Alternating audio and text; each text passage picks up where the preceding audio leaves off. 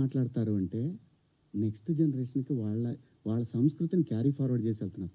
వేసుకుంటారా వేసుకోరా మీ ఇష్టం అమ్మ, నాకు నేనెవరిని చెప్పటానికి. అలా పోయినప్పుడు ఆ పిల్ల ఇబ్బంది పడితే అది చూసి తట్టుకోలేక మాట్లాడానే తప్ప ఎవరే బట్టలు వేసుకుంటే నాకేంటండి. పోనీ మీరు ఎవరన్నా ఆ పిల్లకి అండగా నిలబడ్డారమ్మా? ఒక్కళ్ళన్నా నిలబడ్డారండి? ఇది తప్పు, ఇంతమంది ఒక ఆడపిల్ల మీద దాడి చేయటం అని మాట్లాడారా? ఆ బిడ్డ కోసమే నేను మాట్లాడాను. రేపొద్దున మన తెలుగు యాంకర్లు కానీ మన ఆర్టిస్టులు కానీ చక్కగా బట్టలు వేసుకొని వస్తారు. మన సుమ గారు కానీ, ఝాన్సీ గారు కానీ, ఉదయభాను గారు కానీ, పిల్లలు కానీ, కొత్త పిల్లలు కొంచెం యంగ్ బ్యాచ్లో కొంచెం అందంగా గ్లామర్గా కనపడాలని వేసుకుంటుంటారు. దానికి నెటిజన్స్ నుంచి వచ్చే సజెషన్స్ తోటి వాళ్ళు మార్చుకుంటారు.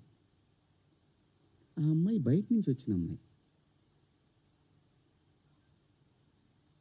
మనకి రెస్పాన్సిబిలిటీస్ కూడా ఉంటాయి కదా.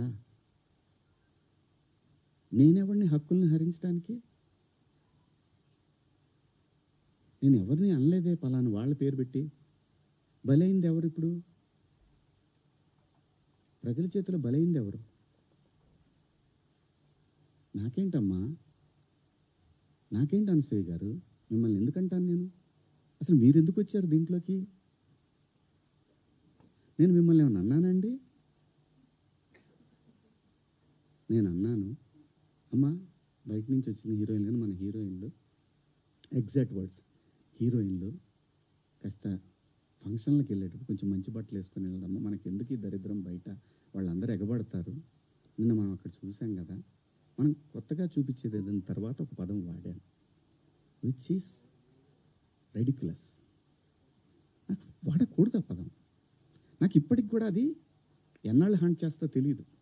నేనా ఈ పదం వాడింది అని. ఓకే, నేను మనిషినే, నాకు కర్మలు ఉంటాయి, పొరపాటు జరిగింది.